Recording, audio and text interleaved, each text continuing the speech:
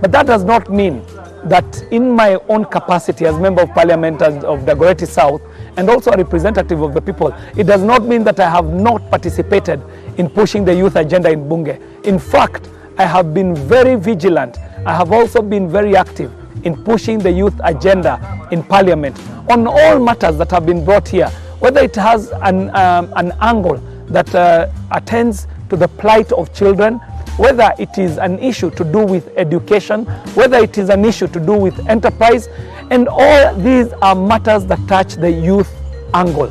Because many people think that being a young member of parliament is to just stand up and say, sisi kama vijana, we as the young people, but we've got to remember that when a road is built, that road will be used by young people.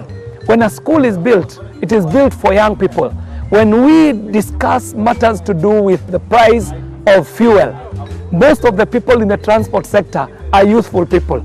So in the time that I've been here, I've had opportunity to push quite a number of issues in the youth agenda. John is proud also to be the president of the World Scout Parliamentarians under the World Scout Parliamentarian Union, stating that in Kenya, scouting movement is the biggest youth movement in the country, having registered over 2.5 million youth who have subscribed to the scouting movement. But most importantly, I am also the president of the World Scout Parliamentary Union. The World Scout Parliamentary Union is parliamentarians who are in scouting. So I am the president of World Scout Parliamentary Union, but I'm also the global vice president of the World Scout Parliamentary Union.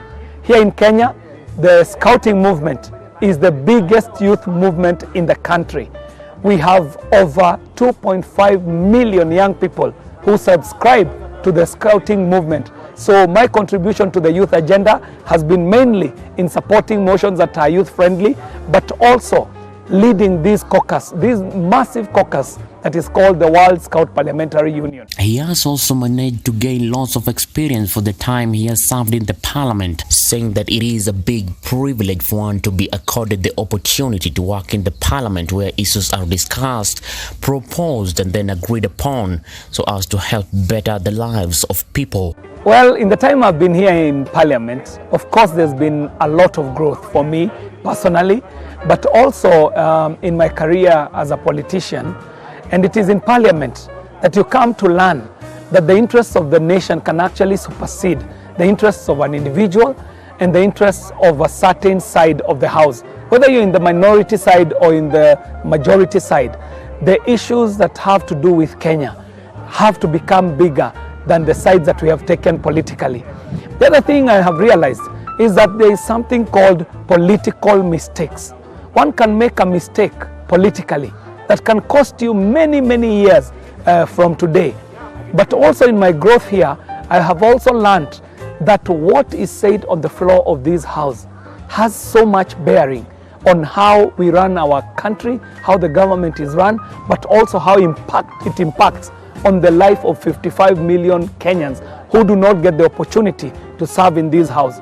So one of the biggest lessons that I have learned is that it is a big privilege to be accorded the opportunity to serve in parliament, because if you counted the number of Kenyans who have been honored with the opportunity to walk through the doors of parliament, you will find that it is a very small group of Kenyans who have been accorded such privilege.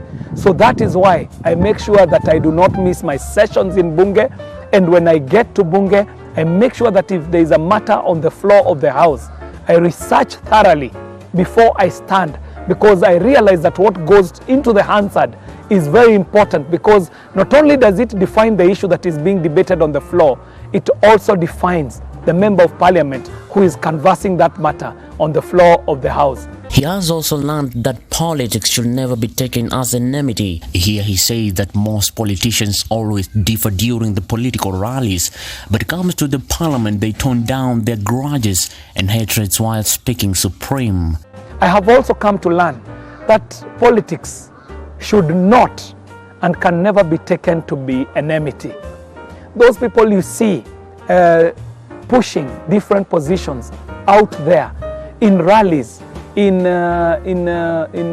barrios, in public gatherings, And you see them pushing very, hard positions. When they get to parliament, they're actually colleagues, they are friends. They will be high-fiving about the rally that was held over the weekend. So for Kenyans out there, just know that the people who are inside this parliament, when they come to parliament, ni marafiki, ni maboy, wanagoteana huku mbaya sana. So wewe kama mwananchi, usichukue siasa ukazichukua zikawa personal. Ati unapigana na mtu kwa sababu ati mtu anasimama position fulani ama anasimama position fulani. Zile viti ambavyo viko hapa bungeni ni viti vya wananchi, ni viti vya Kenya. Hakuna kiti ambacho kimeandikwa jina la mtu. Kwa hivyo jua wale ambao unatuma hapa bungeni, unawatuma kufuatilia maslahi ya wananchi kule mashinani. Lakini muhimu zaidi, wale ambao wako hapa sio maadui. Unaweza ona wakipigana kule cheche kali kwenye mikutano za kisiasa, kwenye mabaraza kule mtaani, lakini wakifika hapa bungeni ni mabeshte, wanasalimiana, wanagoteana, hata wanaongea mambo ya vile walivuruga wakati fulani na wakati fulani. So unafaa ujue kama mwananchi kwamba walio huko sio adui, na wewe usikuwe adui na mtu kwa sababu ya siasa.